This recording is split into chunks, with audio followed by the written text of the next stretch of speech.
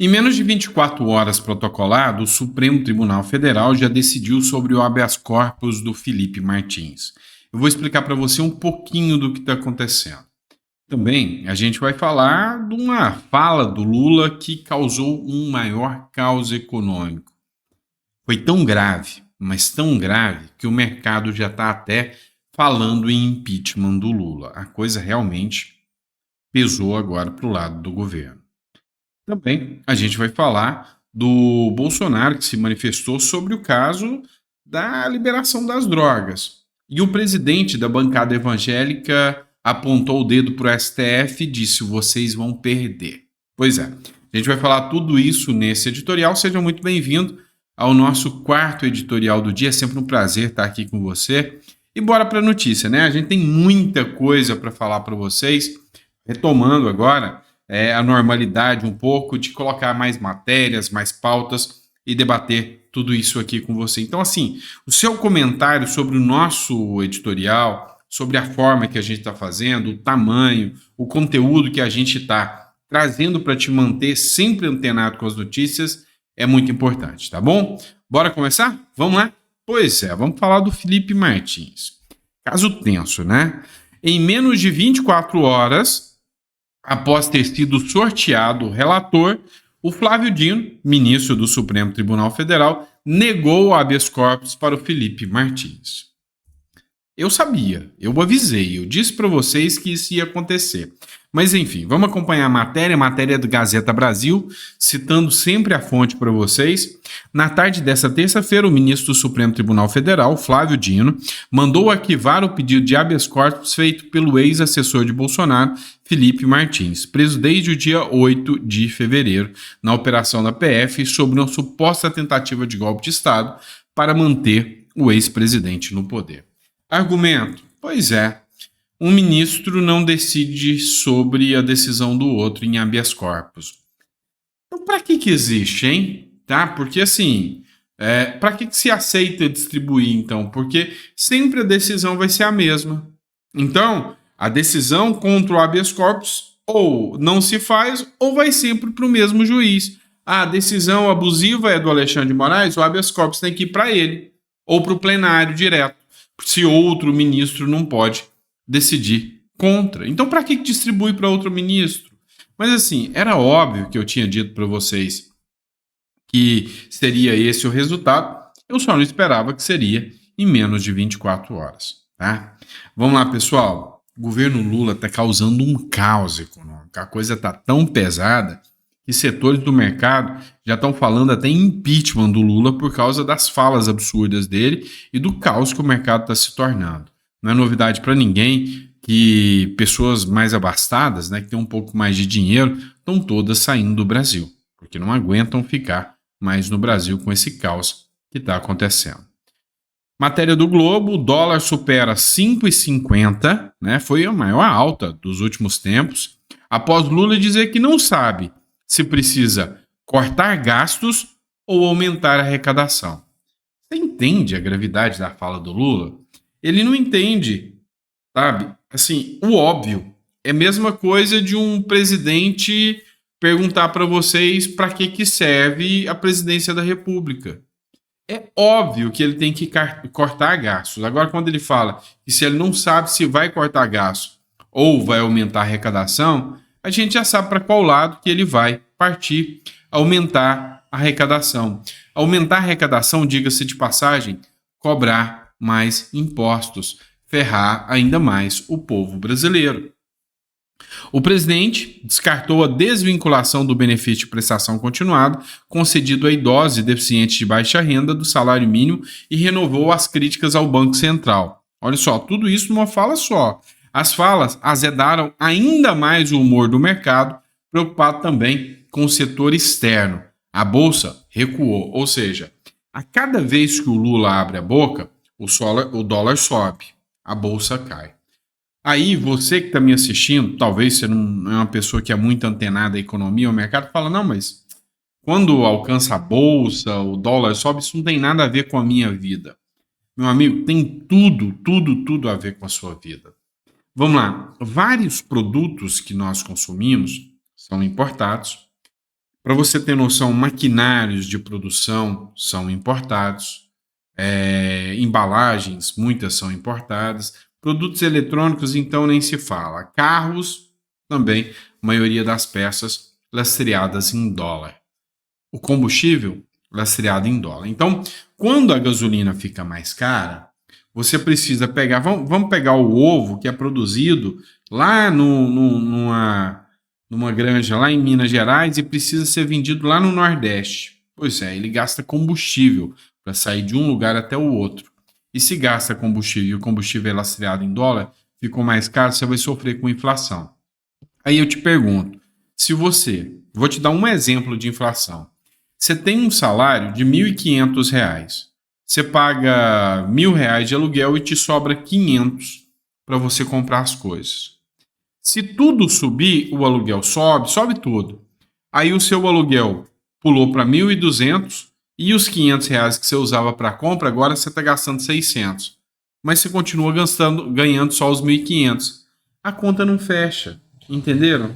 Então, você é quem mais vai sofrer com essas falas do Lula, com essas ações do Lula. E para azedar o negócio ainda mais, o Lula ainda veio e jogou uma pá de cal.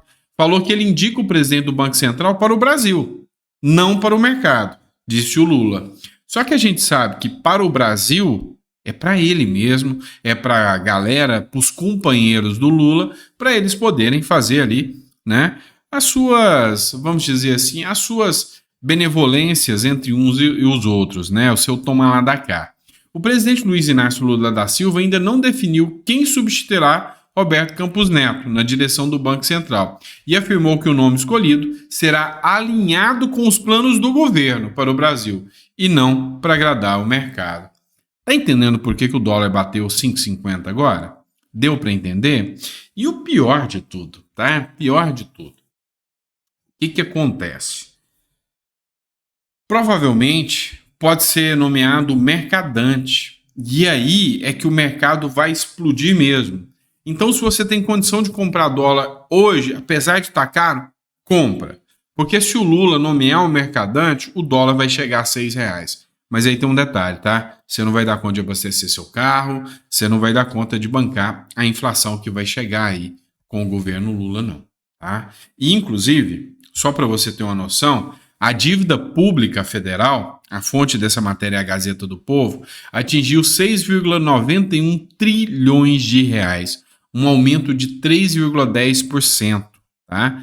Então, só no mês de maio, quer dizer que o governo Lula não só falou besteira, como está fazendo besteira. Ele falou que não sabe se arrecada mais ou se diminui os gastos. É provável que ele não vai diminuir os gastos porque aumentou os gastos. E aí ele vai arrecadar mais. Então, se segura que no seu lombo vai vir mais imposto, vai chegar até você. Tá? Bora partir para outra notícia. Ó, vou ser sincero com vocês. Eu sou um cara bem sem graça para contar piada. Eu sou péssimo. Eu fico observando alguns canais, tem o Oi Luiz TV, por exemplo, que ele é uma pegada mais lúdica. O cara sabe fazer. Se eu tentar fazer aquilo, eu só faço cagada. Eu sou sem gração. Mas piada sem graça mesmo é o STF que está fazendo com a gente.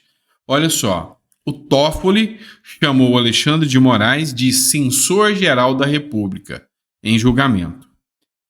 Proferido por Dias Toffoli em sessão plenária no STF, se dirigindo a Alexandre de Moraes. Então, o Dias Toffoli resolveu fazer uma brincadeira com Alexandre de Moraes, chamando ele de censor-geral da República. A brincadeira, né? Que foi a brincadeira mais sem graça, principalmente para aqueles que estão sendo alvos da censura. Principalmente para aqueles que realmente têm medo do que podem falar nas redes sociais. Então foi uma brincadeira de bem mau gosto. Mas uma brincadeira que no fundo, você sabe que tá aquela crosta de verdade ali escancarada, né? Então, assim, muitas pessoas criticaram. O Marco Sintra, que é um desses alvos de censura, escreveu o seguinte: proferido por Dias Toffoli em sessão plenária no STF, se dirigindo a Alexandre de Moraes. Benevolentemente, eu até lembraria da máxima, ridendo castigate mores. Ou seja, eu vou te castigar rindo ainda mais, né?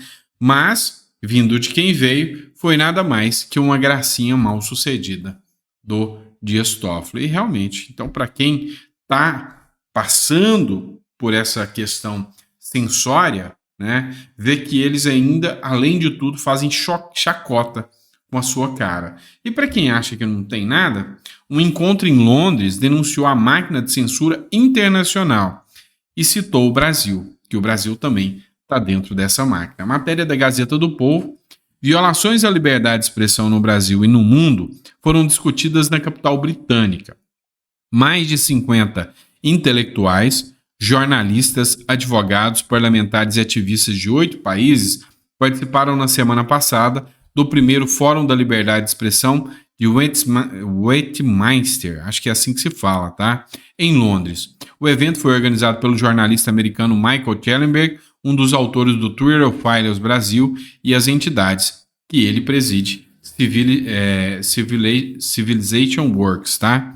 Os participantes trocaram informações sobre o que percebem unanimemente como uma onda de censura no mundo, motivada principalmente pelo uso de expressões vagas como discurso de ódio e desinformação. Concordam que vem da esquerda a maior parte da pressão pela supressão de expressões políticas legais com a desculpa de combater o populismo, mas também levaram preocupação com setores da direita que têm chamado por silenciamento de vozes em temas de costume nos debates a mais respeito à guerra entre Israel e o Hamas. Ou seja, foi um evento feito pelo Michael Schellenberg, que é o cara do Twitter Files Brasil, e lá se discutiu abertamente, né, a falta de liberdade de expressão. E aí o que chama atenção é que o Michael Schellenberg nem de longe é o que a gente pode dizer de um jornalista de direita, pelo contrário, ele é um jornalista bem de esquerda. Ele mesmo se declara e fala: não, eu sou de esquerda, mas o que a esquerda está fazendo está errado, e eu quero uma esquerda justa, é o que diz o Michael Schellenberg. Se todos da esquerda pensarem assim, né, pensassem assim. E já que a gente está falando nisso, a Folha de São Paulo fez críticas ao ministro Supremo Gilmar Mendes, tá? Olha só, vai ter um evento feito pelo Gilmar Mendes em Portugal, chamado Gilmar Palusa, é como ficou conhecido, né? E aí, para surpresa de 0 pessoas, governo, Congresso e Justiça liberaram 160 autoridades para participar de evento de Gilmar Mendes em Lisboa. E aí, adivinha de onde que vai sair o custo, né, para bancar essa festança lá na Europa? Ao menos 160 autoridades da Justiça, dos governos estaduais da gestão Lula, do PT e de outros órgãos públicos receberam um aval para participar do 12º Fórum de Lisboa, evento capitaneado pelo ministro do STF, Gilmar Mendes, que ficou conhecido como Gilmar Palusa. Parte dos convidados do evento terá despesas pagas com recursos públicos. Dados de portais das transparências apontam gastos já realizados em ao menos 450 mil para levar 30 dessas autoridades a Portugal, onde ocorre o encontro nessa semana. Então, para levar 30, já foi 450 mil reais. Agora você imagina, mais de 160 autoridades já confirmaram, né? Já foram liberadas. Então, assim, sabe, é uma farra com o dinheiro público tão escancarado. Eu pergunto para você, o pagador de impostos, o contribuinte, o que ele ganha com isso? Vamos ser honestos. O que ele ganha com isso? Nada. Nada. Qual é a de fazer um evento em Portugal? Pelo amor de Deus. É rir da cara do brasileiro mesmo. Mas, enfim, Gilmar Mendes também entrou na briga aí contra o Congresso Nacional na pauta da PEC que libera as drogas aí, né? Na decisão do STF sobre a descriminalização da maconha. Matéria do R7, citando a fonte R7, Record, Gilmar disse que o STF não invadiu competência do Congresso ao decidir sobre a maconha. O ministro Gilmar Mendes do Supremo Tribunal Federal disse que a Corte não invadiu uma competência do Congresso Nacional ao decidir sobre a descriminalização do porte de maconha para uso pessoal. Os ministros, no entanto, ainda não especificaram a quantidade mínima que será considerada como uso individual. Pois é.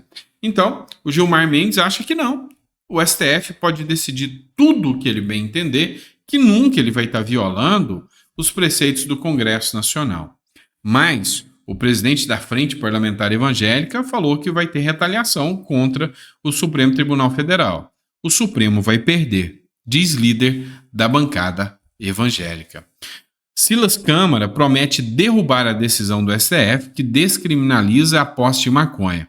O presidente da Câmara já encaminhou a comissão especial para a PEC das drogas. E aí o Arthur Lira resolveu entrar nessa briga e falou que não vai aceitar essa violação por parte do Supremo Tribunal Federal. O Bolsonaro fez a postagem aí de uma imagem com a foto dele, né, fazendo um sinal positivo, e fez críticas à legalização aí do uso de maconha. Ele escreveu o seguinte: a legalização das drogas é uma flecha no peito das famílias brasileiras, que sofrem em decorrência dos males dessa matéria, além de trazer forte desmoralização ao trabalho das forças de segurança.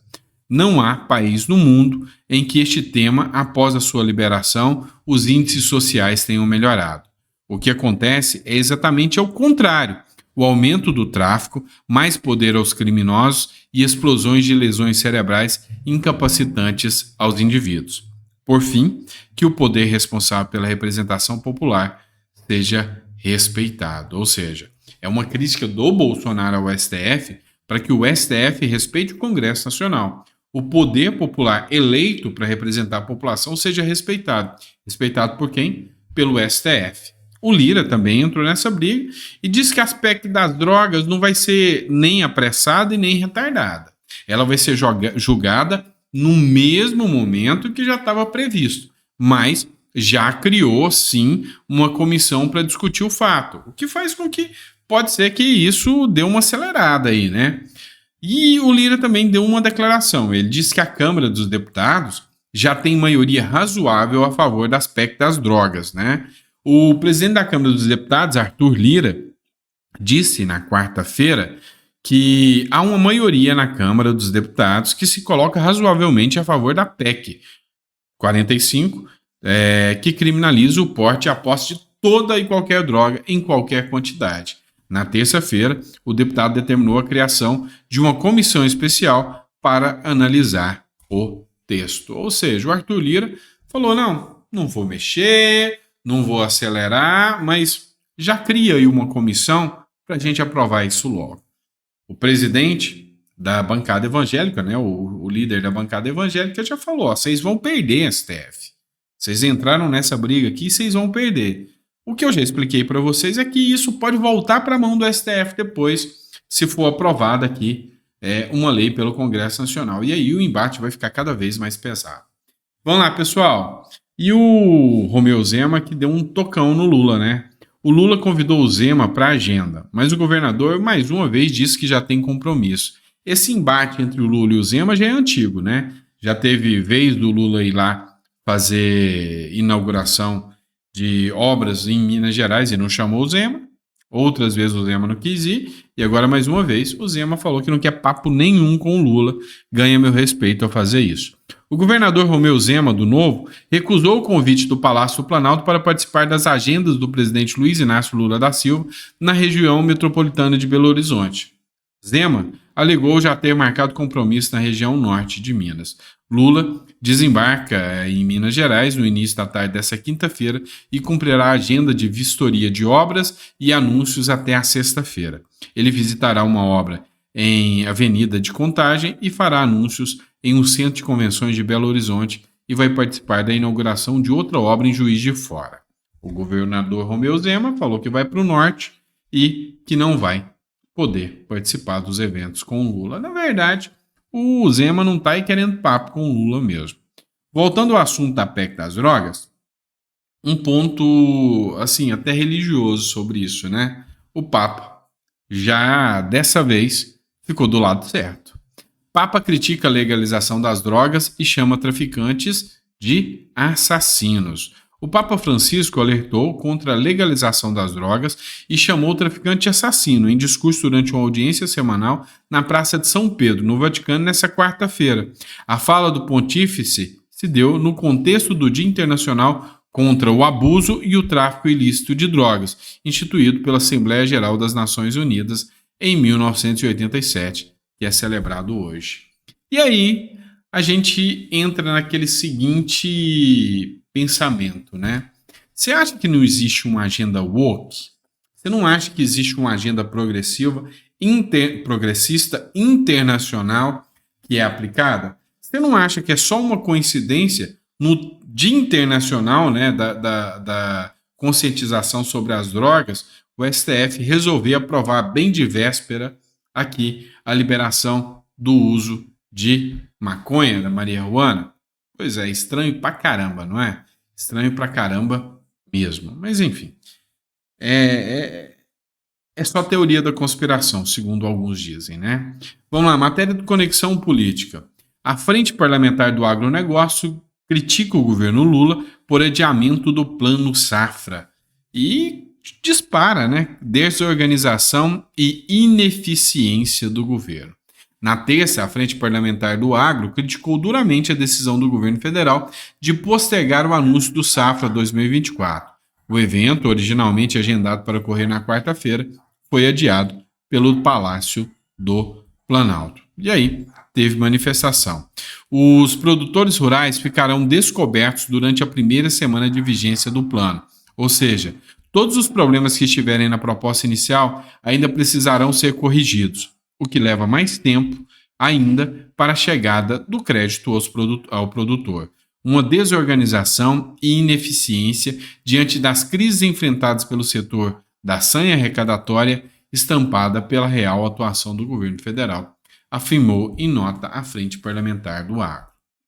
A verdade é que as decisões que o governo Lula vem tomando em relação à Frente Parlamentar do Agro, em relação ao agronegócio, em relação a esse leilão do arroz, em nada ajudam o agronegócio brasileiro. Então, não é de se estranhar o porquê o Bolsonaro é tão amado pela galera do agro e o Lula é tão detestado pelo pessoal do agro. Porque, assim, o campo estava fértil para que eles pudessem produzir mais, para que eles pudessem fazer bons negócios, para que tivessem apoio do governo. Do outro lado, a gente se depara com uma situação onde o atual governo está dando uma bela de uma banana para o agro. Ainda falando sobre as drogas, né, sobre a maconha. A Gazeta do Povo trouxe uma matéria interessante. Alerta para o Brasil.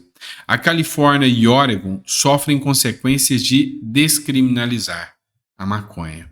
O Supremo Tribunal Federal formou maioria nesta terça-feira para descriminalizar o porte da maconha para uso pessoal. A ação acendeu um alerta vermelho para as possíveis consequências dessa medida. Olhando para os Estados Unidos, especificamente para os estados da Califórnia e Oregon, é possível observar os impactos negativos que tais políticas trouxeram para a sociedade. No Oregon, a experiência com a descriminalização das drogas, incluindo das mais pesadas, iniciada em 2020, a aprovação da chamada Medida 110, apostava que o foco no tratamento dos usuários, em vez da punição, iria revolucionar a forma como o Estado lidava com o combate ao vício. No entanto, pouco depois da medida entrar em vigor, o Estado passou a enfrentar diversos problemas severos. As autoridades tiveram que lidar com o aumento do número de moradores de rua, a fuga de empresas da cidade e os números recordes de homicídios. O que eles querem no final das contas? Criarem uma gigantesca Cracolândia no Brasil, né? Sabe o que eu tenho de impressão? E até tenho o Daniel Lopes, que faz análise aqui, mas num contexto global, né? O Daniel Lopes ele fez uma seguinte análise. Ele falou, olha, sabe o que eu tenho de visão? Eu acho que alguns grandes conglomerados, aí, as grandes empresas que dominam o mundo, eles atuam junto com o governo, junto com o sistema, né, para que o sistema faça com que o caos se opere em alguns países, como por exemplo o Brasil, tornando o Brasil uma grande cracolândia. Assim os preços caem, a produtividade cai, as empresas fogem e eles não têm o risco da concorrência do país, além de poderem comprar produtos super baratos, poder comprar tudo barato, né? Eles criam um caos para que a gente não possa ser grande e assim ser competitivo e ter preço decente para bater de frente, né, com essa turma aí. E eu acho que o Daniel Lopes, nesse caso aqui, não está errado, não. né? Por fim, mas não menos importante, a última pauta do dia do jornal Metrópolis, citando a ponte para vocês. Metrópolis, Lula antecipa a sanção do projeto Mover e da taxação das blusinhas da Shein, né? Aí pegou pesado, né? Como que o Felipe Neto vai explicar essa? O presidente Lula decidiu antecipar para esta semana, a sanção do projeto de lei que cria o programa automotivo Mover, que também retoma a taxação de compras internacionais online abaixo de $50. Na semana passada, o vice-presidente da República e ministro do Desenvolvimento, o Alckmin, né, tinha afirmado que a proposta seria sancionada no dia 2 de julho. Em reunião com o Alckmin, na terça-feira, porém, Lula decidiu antecipar a sanção para a quinta-feira, para aproveitar a reunião do Conselho de Desenvolvimento Social e Econômico, chamado Conselhão. Então, Lula vai aprovar aí, né, a taxação das blusinhas da Shein. Quero ver o Felipe Neto explicar isso aí, dizendo que não era o Lula que queria aprovar.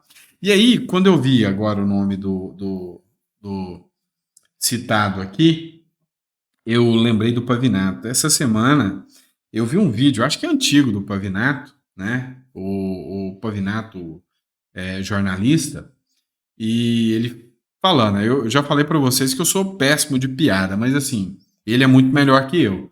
Mas eu achei engraçado que ele falou o seguinte: olha, o Lula ainda tem muito medo de um impeachment. Aí por quê? Porque tem Alckmin em mim.